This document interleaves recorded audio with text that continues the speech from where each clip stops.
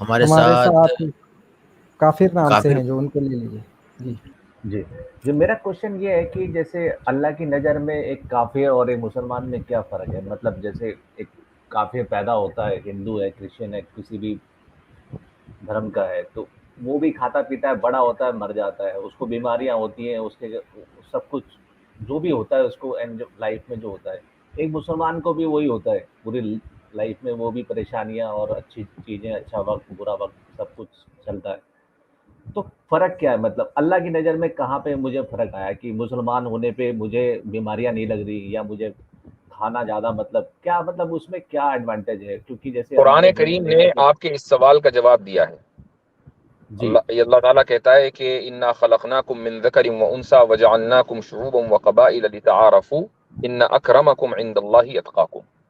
कि ए लोगो, और इसमें ये नहीं कहा कि ए मुसलमानों या ए काफिरों, ए लोगो, हमने तुम्हें एक मर्द और औरत से पैदा किया है और तुम्हें कौमों और कबीलों के अंदर बना दिया ताकि तुम एक दूसरे का को पहचान सको। यहाँ तक तो सब बराबर है, जिस तरह पैदा हुए खाते हैं, कबीलों में हैं, कौमों में हैं, अलग अलग कौम, अलग अलग कलर, अलग अलग जबानें, सब बराबर, कोई इस्लाम कुफर का कोई फर्क नहीं है। और यहाँ से आता है इन अक्रमकुम इंदल्लाहि अतकाकुम। अब तुम में जो सबसे ज्यादा मुअज्जज यानी ऑनर्ड रिस्पेक्टेड अल्लाह की नजर में है, तो वो है कि जिसमें सबसे ज्यादा खुदा का खौफ और डिसिप्लिन हो। तो अब एक आदमी यहाँ के निज़ाम में रह रहा है और खुदा के अहकाम को, खुदा के जो जो गाइड, जो खुदा ने जो हुक्म उसको दिया है, जिस तरह जिंदगी उसको गुजारनी है उसी तरह वो गुजार रहा है, तो वो अल्लाह ताला की नज़र में एक रिस्पेक्टेड है।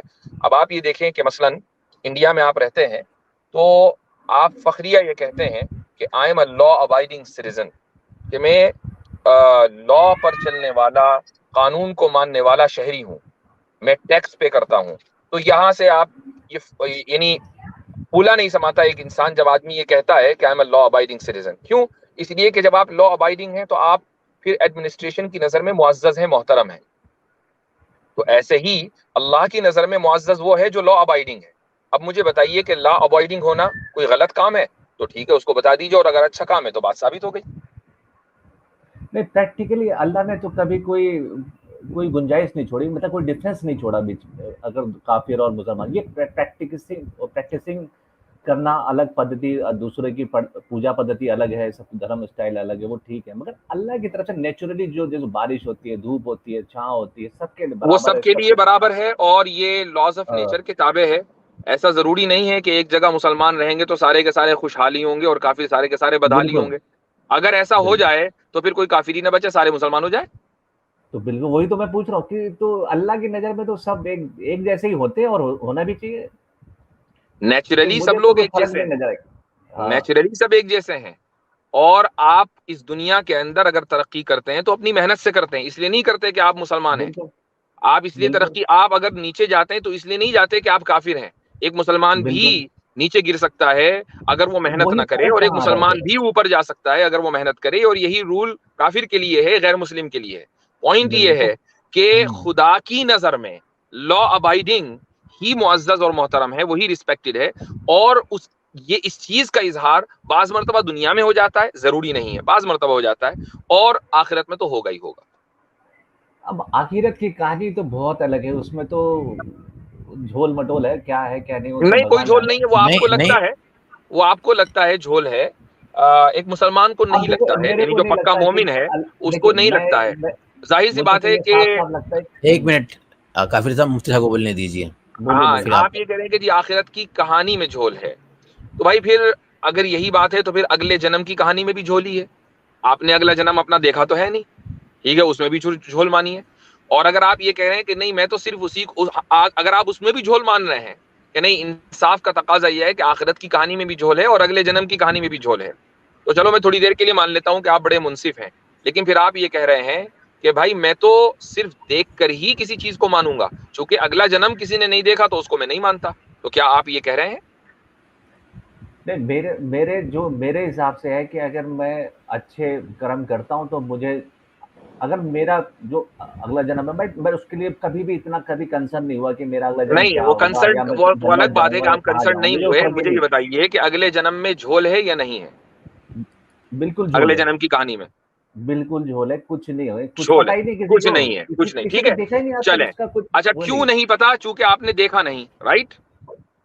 कोई आया ही नहीं आज तक, कोई मतलब कुछ है ही नहीं हाँ, ना मतलब इसका कुछ। कोई आपने नहीं देखा ना, दैट्स द पॉइंट, बिल्कुल बिल्कुल। है ना? हाँ तो क्या आप सिर्फ उसी वक्त किसी चीज पर यकीन रखते हैं जब उसको देखते हैं? नहीं, इसमें ये ऐसा कुछ नहीं है, बट जो अभी तो आपने कहा हकीकत, कि मैं इसलिए बिल्कुल इसलिए था। झोल है चूंकि मैंने देखा नहीं। इसका मतलब नहीं देखना देखना आपके भी नहीं, नजदीक और दलील है, नहीं बुनियाद वो है। उसमें नहीं जाऊंगा कि आपने ये नहीं देखा वो नहीं देखा, बट मेरे को नहीं, जो उसमें लगता है जाना कि पड़ेगा भाई। आप अगर 10 चीजों तो को फिर बगैर वो, देखे यकीन कर रहे हैं, तो मेरा फिर क्वेश्चन ये था कि अगले जन्म ही को क्यों अलग कर दिया, आखिरत को क्यों अलग कर दिया? उसमें भी यकीन करें। नहीं चलो मैं यकीन नहीं करता हूँ, बट फिर मेरे को फिर उसमें भी बहुत क्वेश्चन है कि अल्लाह फिर हूरे देगा, इसमें तो फिर मुझे टोटल वो लगता है नहीं, कि मतलब हूरे देगा तो ये हूरे, अगरचे ये नॉट सवाल गुड दूसरा थिंग। है, यानी आप डाइवर्ट कर देंगे गुफ्तगू को। हम जी उसूली तौर पर, मैं इसका भी जवाब दे देता, लेकिन मैं इसका I choose not to answer that. लेकिन फिलहाल जो है, मैं आपसे सिर्फ यही पूछ रहा हूं कि अगर आपने ये उसूल तय किया हुआ है कि भाई मैं सिर्फ देख कर ही मानूंगा, तो फिर ये उसूल हर जगह चलेगा। और अगर आप हर जगह ये उसूल नहीं चला रहे हैं, तो फिर आपने आखिरत को या ये कि अगले नहीं, जन्म को अगर एक्सक्लूड क्यों कर दिया? आखिरत को अभी हटा के रखते हैं तो फर्क क्या है अल्लाह और अल्लाह के नजर से काफिर और उसमें, वो तो सबके लिए नहीं, बिल्कुल बिल्कुल बराबर है। आखिरत को हटा नहीं सकते ना, हमारा तो बस ईमान की वही तो बुनियाद है, खेल है, उसको कैसे हटा दें? वही वही खेल हो जाता है बस वहां पे, वो खेल नहीं है, क्योंकि ये खेल नहीं है। अल्लाह अब मुसलमान में मैं फर्क करते तो उनको कहीं ना कहीं उनको कर बात ये देते। है कि आपने अपने जहन में ये बिठाया हुआ है कि भाई मैंने जब देखा नहीं तो मैं मानूंगा नहीं, और इस चीज को आप तस्लीम नहीं कर रहे हो। मैं मरज की जड़ मेरे को तक पहुंच गया, प्रैक्टिकली जो आप नहीं जो मान यहाँ रहे हो लाइफ उसको। जो लाइफ में जो हम लोग लाइफ में देख रहे हैं, हमारे यहाँ तो मतलब हिंदू भी पूरी और क्रिश्चियन भी, मतलब जो बिलीनर आपने है अपनी सब लाइफ कुछ में है। जाती तौर पर न्यूट्रॉन, प्रोटॉन और फोटॉन्स देखें? वही मैं उस डिबेट में जाना ही नहीं चाहता, क्या देखा मैंने, उसके दादा नहीं आपको देखे पता तो है, मेरे दादा थे कि आपको नहीं थे, पता है आंसर के न देखने इस के चीज में नहीं बावजूद जाना। आपने किसी साइंटिस्ट के खबर देने की वजह से उसको मान लिया कि ये चीजें मौजूद है। हम मना नहीं कर रहे, हम ये नहीं कह रहे कि मौजूद नहीं है। इसका मतलब ये हुआ कि अगर कोई सच्चा इंसान खबर दे कोई, तो उसको मान लिया जाएगा। आप तो साइंटिस्ट की सच्चाई भी वेरीफाई नहीं करते, तो बगैर उसकी मतलब सच्चाई को टोटल वेरीफाई किए हुए आप मान लेते हैं। इस्लाम का मतलब जबकि टोटल फिर ये है इस्लाम कि में जो चीजें जन्नत। आई हैं वो रसूल अकरम सल्लल्लाहु अलैहि वसल्लम के जरिए आई हैं, और रसूल अकरम सल्लल्लाहु अलैहि वसल्लम अस्सादिक अल अमीन है। लिहाजा उनकी बताई हुई कोई भी बात गलत नहीं हो सकती, गलत का मतलब झूठ नहीं हो सकती। अब अगर आपको साबित करना है, आप ये कह रहे हैं कि झूठ है, तो आप झूठ साबित कीजिए, क्योंकि सच जो है वो एक डिफॉल्ट पोजीशन है। डिफॉल्ट मेरा पोजीशन के वही तो खिलाफ किसी चीज को साबित किया जाता है। अगर अल्लाह अल्लाह में फर्क करना होता तो फिर इतने सारे काफिर वो करते ही क्यों, तो उनको उनको बनाना ही क्यों होता है इतने सारे काफिर बना के, तो वो सारे मोमिन बनाते, सब कुछ वैसे ही चलता ना, तो वो काफिर कम कर पा रहे ना वो कुछ कर पा रहे, काफिर तो बढ़ते ही चले जा रहे और एंजॉय कर रहे लाइफ को, उनसे ज्यादा ही एंजॉय करते हैं मुसलमान से। आपका मुफ्ती सवाल साहब मैं नहीं समझ मुफ्ती साहब इनका पूरा आर्ग्यूमेंट ये है कि मुसलमान जो है यहाँ वो मौज मजे की मस्ती क्यों नहीं कर रहे हैं और गैर हाँ मुस्लिम क्यों कर रहे हैं? नहीं मेरा ये है कि काफिर भाई, अल्लाह की नजर में अच्छा फर्क क्यों आप नहीं है। बताएं कि आपको आपको क्यों लगता है कि एक क्रिमिनल जिसको आप जो है बहुत आपके इलाके में कोई डॉन है? नहीं जी, हाँ कोई डॉन नहीं। नहीं है। चलिए, अच्छा चलिए, आप औरंगजेब को कैसा मानते हैं, अच्छा या बुरा? यार औरंगजेब की हिस्ट्री मुझे जितनी पता है नहीं उस नहीं, हिसाब हिस्ट्री से नहीं, तो आप सिंपली बता दें कि आप कैसा मानते हैं, अच्छा या बुरा मानते हैं, फिर मैं उसमें डिबेट नहीं करूंगा, सिंपली आपसे पूछ रहा हूँ। टोटली मेरे को ज्यादा नहीं पता उसके बारे में, क्या था क्या नहीं, बिल्कुल नहीं पता। कुछ तो अच्छा सुना चलें होगा चलें। व्हाट्सएप पर। नहीं ये पता है कि 90 साल उन्होंने दिल्ली पे रियासत पे वो कायम थे वो। नहीं 90 90 साल साल नहीं किया था, ये भी गलत पता है आपको। ये पता था कि भाई अपने भाइयों को मार के और काट पीट के आप ये बताएं कि वो आपके नजर में अच्छा है या बुरा है, यानी कि उसकी जिंदगी मौज यार वाली होनी वही तो चाहिए कह या रहा दुख हूँ। वाली होनी चाहिए आपके अकॉर्डिंग? देखिए उनके हिसाब से जो जिंदगी उन्होंने जी, नहीं नहीं, आपके अकॉर्डिंग, आपके हिसाब से आप जज कर रहे हैं ना कि अरे यार मुसलमान तो यहाँ मौज मस्ती कर नहीं रहे हैं, तो इनका मेरा सच्चा क्वेश्चन खुदा वो सच्चा है कि दीन है कहाँ से? मेरा क्वेश्चन ये है कि फर्क कहाँ है अल्लाह की नजर में एक काफिर और एक काफिर और मुसलमान के बीच, सब कुछ वो बराबर सबको देता है, अच्छा, एक तो बात बताइए, फर्क कहाँ से आ गया। आप स्कूल गए कभी? बिल्कुल गए। कहाँ तक पढ़ा है? मैं इंजीनियर हूँ। इंजीनियर है, तो आपने बहुत ज्यादा एग्जाम्स भी दिए होंगे, बहुत सारे दिए होंगे अपनी जिंदगी में, बिल्कुल बिल्कुल। ठीक है? तो रिजल्ट आने से पहले पहले टीचर फर्क करता है कि यार ये बहुत कामयाब स्टूडेंट है, ये बिल्कुल नाकारा है, इसके तो रोजाना पिटाई होनी चाहिए, और ये बिल्कुल फेल होगा, जिंदगी में कुछ नहीं कर पाएगा। अगर वो टीचर ऐसा है तो पार्शियल है, वो गलत, वो टीचिंग पोजीशन के ऊपर गलत बिठा दिया गया। लेकिन जब तक रिजल्ट ना आए, जब तक रिजल्ट ना आए तब तक के तो सब बराबर है ना। वो लेक्चर देगा तो सबको बराबर देगा, टाइम देगा तो सबको इक्वल देगा, स्कूल के रिसोर्सेज सब इक्वल इस्तेमाल करेंगे। लेकिन रिजल्ट आने के बाद जो कामयाब हैं उनके क्या कहने, और जो नाकाम है उनके क्या कहने। रिजल्ट क्या चीज है, मतलब रिजल्ट क्या है, मुझे क्या करना है, मतलब तो ये उसूल आपको बता दिया कि आप अगर इस दुनिया में चाहते हैं कि इस दुनिया में काफिर और मोमिन के दरमियान फर्क होना चाहिए, तो आप ये कह रहे हैं कि स्कूल में एग्जाम से पहले जो एग्जाम में कामयाब होगा उसमें और जो नाकाम होगा दोनों के दरमियान फर्क होनी चाहिए और पार्शियलिटी होनी चाहिए।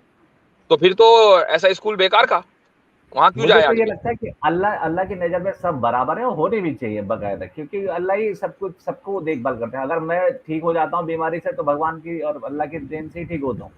हाँ, तो ये अल्लाह ताला ने कब कहा कि काफिरों को सहूलत नहीं मिलेगी और मोमिनों को मिलेगी? बिल्कुल तो सहूलत देने में और इस कायनात के रिसोर्सेज के लिए अल्लाह ताला ने मुस्लिम और गैर मुस्लिम के दरमियान कोई तकसीम भेदभाव नहीं रखा, सब बराबर हैं। बात यहाँ आती है कि कौन बेहतर है, कौन बेहतर है खुदा की नजर में, वो खुदा का कानून और उसका हुक्म मानने वाला। अब उस बेहतरी का जो रिजल्ट है वो जब निकलेगा, जब रिजल्ट आउट होगा, वो यहाँ आउट होना नहीं है, सिंपल सी बात है। आपके एग्जाम का रिजल्ट भी बुलेटिन बोर्ड पे बाहर निकलता है, आपके क्लासरूम में कोई निकलता है। अब आजकल तो ऑनलाइन आता है, वरना तो जिस क्लासरूम में आप हैं वहीं आपका एग्जाम हो, वहीं आपको रिजल्ट मिले। जब इस दुनिया के स्कूलों में आपका रिजल्ट आपकी क्लासरूम में नहीं मिल रहा है बल्कि ऑनलाइन आ रहा है, यानी एक दूसरे वर्ल्ड में, एक वर्चुअल वर्ल्ड में आ रहा है, तो फिर इस रिजल्ट को यहाँ क्यों चाहिए आपको, ये वाला रिजल्ट? वो रिजल्ट तो फिर आप समझ रहे हो ना मेरा क्वेश्चन। वो रिजल्ट जो आप सोच रहे हो कि आखिरत में एक जन्नत बैठी होगी, एक बगल में जल रहे होंगे लोग, वो एक काल्पनिक नहीं है? आपको नहीं लगता कि इतना काल्पनिक है कि आपस में सोच के भी मतलब? नहीं, बिल्कुल भी नहीं है। हमें तो ये बिल्कुल हकीकी लगता है और ऐसा कतई इल्म है कि इसमें तो रत्ती बराबर भी हमें शक की गुंजाइश नहीं है। तो फिर वही है, इसमें फिर आपका है, मतलब मुझे तो अल्लाह की नजर में लगता है। आपको काल्पनिक लगता है काफिर साहब? बिल्कुल लगता है। क्यों लगता है आपको काल्पनिक? क्योंकि ये 72 हूरे देना कि नहीं, आप रीजन दें कि आपको काल्पनिक क्यों लगता है। मुझे नहीं लगता कि अल्लाह वहां बैठा के हूरे देगा और फिर लिटाएगा। क्यों नहीं लगता है? मैं तो समझ आ गया कि आपको नहीं लगता है, रीजन क्या है? क्योंकि ये क्या है, क्या चीज कि हूरे देगा, वहां बैठ के हूरे से क्या करेंगे आप बैठ के पूरा दिन? अच्छा, नहीं, मान लीजिए आपको लगता है कि हूरे नहीं देगा, रीजन क्या है? रीजन जानना है कि क्यों नहीं दे सकता है। मुझे तो ये साफ साफ क्लियर है कि अल्लाह एक ऐसी एंटिटी है जिसको मतलब आप अल्लाह पे जा रहे हैं। अब आप जो है आखिरत को पहले काल्पनिक कहा कि आखिरत काल्पनिक है, हम ये पूछ रहे हैं कि आपको काल्पनिक क्यों लग रहा है, वो बता नहीं रहे। अब फिर आप अल्लाह पे जा रहे हैं। मैं वही बता रहा हूँ कि अल्लाह इनाम देंगे कि भाई तुम ये नमाज करो और तुम इतने ये करो, मुसलमान बन के आओगे मेरे पास तो मैं तुम्हें ये सब दूंगा। ये मुझे टोटल इसमें फरेब नजर आता है। भाई क्यों? मैं भाई सवाल नहीं आ रहे हो घुमा फिरा के, मुझे लगता है क्यों का जवाब दीजिए भाई। तो अब मैं क्या बताऊं आपको कि हाँ वही बताना है ना, क्या बताऊं मुझे काफिर भाई।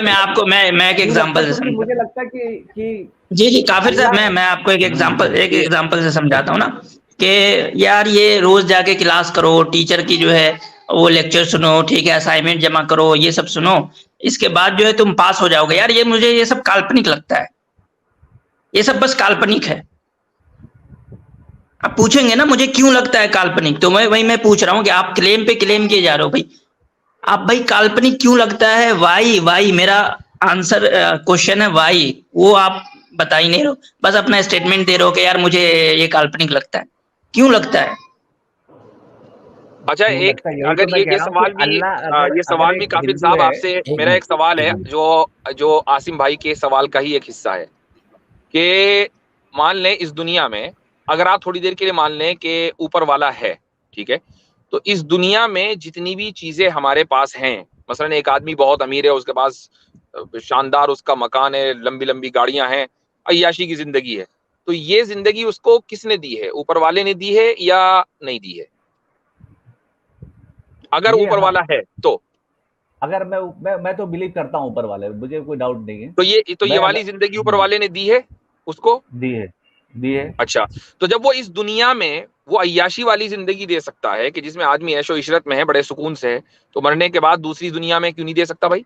यहाँ पे कुदरत और वहां पे कुदरत नहीं, यहाँ पे हकीकी वहां पे काल्पनिक, ये डबल स्टैंडर्ड क्यों?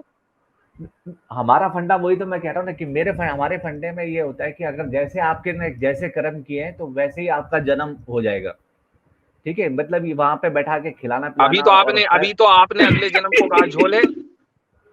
झोल तो है उसमें, मतलब मेरा जो तो फिर कर्म की बात ही खत्म हो गई। जब अगला जन्म झोल है, वो होने का ही नहीं, तो अच्छे बुरे कर्म करने की जरूरत ही क्या है? आराम से रहो। हाँ, तो जब अगर जैसे फिलोसफी जो है, आपको कर्म तो करने ही पड़ेंगे ना कि आप नहीं, क्यों करने पड़ेंगे जब आगे कुछ होना ही नहीं है, अगला जन्म होना नहीं है, क्यों करने फिर अच्छे कर्म?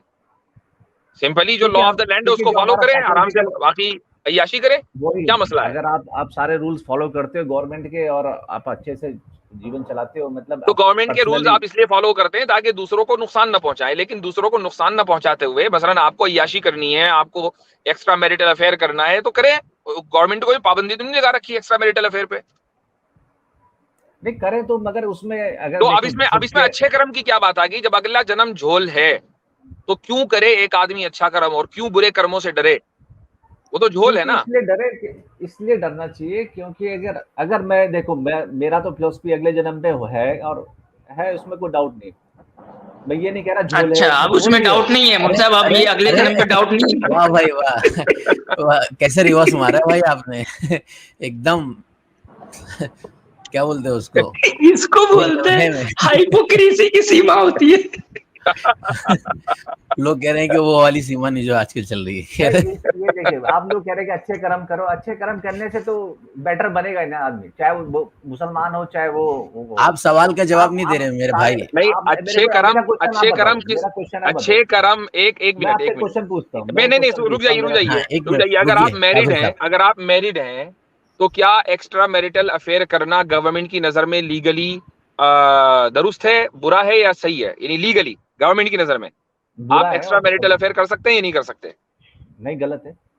नहीं, गवर्नमेंट कौन सा कानून है जरा बताना भाई। कौन सा कानून है जो आपको कह रहा है कि आप जो है वो शादीशुदा रहते हुए जो है आप गर्लफ्रेंड नहीं रख सकते? हाँ, मुझे बताइए कौन सा पीनल कोड है, जरा बताना।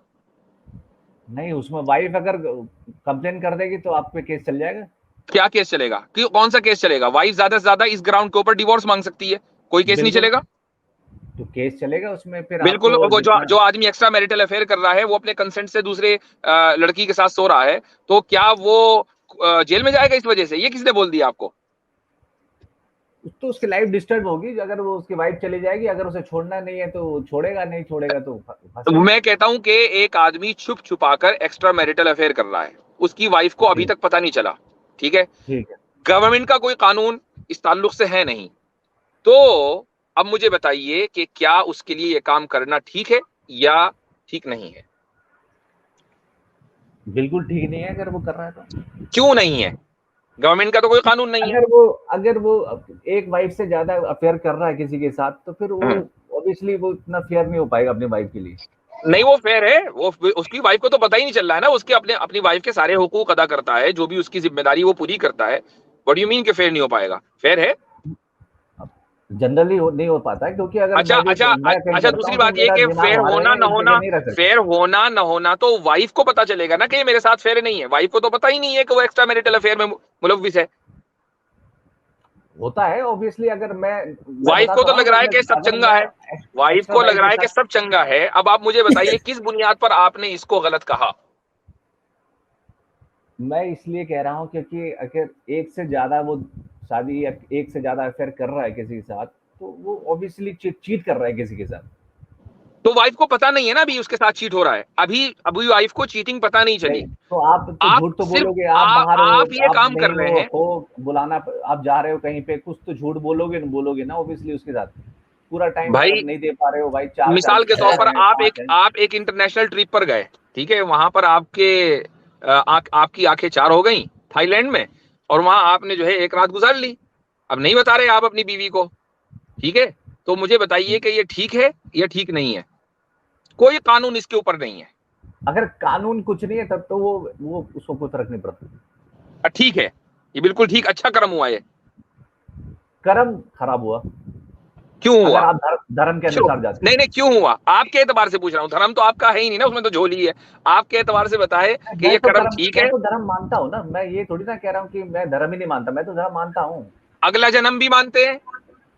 अगला जन्म इन द सेंस कि कर्म के बेस पे। हाँ, अगले जन्म में झोल मानते हैं अभी या नहीं मानते? अगले जन्म में मानता हूँ। झोल मानते हैं? नहीं, अगला जन्म में तो मैं मानता हूँ कि अब मैं झोल नहीं मानता हूँ। तो अगले जन्म में झोल नहीं है, लेकिन आखिरत में झोल है। देखा दोनों में से किसी को नहीं, ये है। अब इसको अब कहा जाएगा हिपोक्रेसी की भी सीमा होती है। चले काफिर भाई वो ये बहुत मानने वाली एंटरटेन कर बात दिया है, आपने। आप उसको मानो, हम इसको मानते हैं, बट मेरा क्वेश्चन ये सब नहीं था। मेरा क्वेश्चन ये था कि अल्लाह की मेरे नजर ख्याल से में एक मिनट, इस लाइफ में आपको काफी वक्त दे दिया गया है और आपने कहा इंजीनियर में आप, लेकिन गुफ्तगू करके नहीं लगा आपसे, तो मेरे ख्याल से अब दूसरों को मौका देते हैं और आगे बढ़ते हैं। काफी हद तक आपसे बात हो गई काफिर भाई, ठीक है? चलें, जी जी, कोई दिक्कत बहुत बहुत बट शुक्रिया। ये इंजीनियर वाला नहीं लगा, ये कैसा कमेंट था यार इसमें। चलो कोई बात नहीं, होंगे आप, ठीक है? चले, आपकी बातों से नहीं लगा। चले, इजाज़त तलब करते हैं आपसे।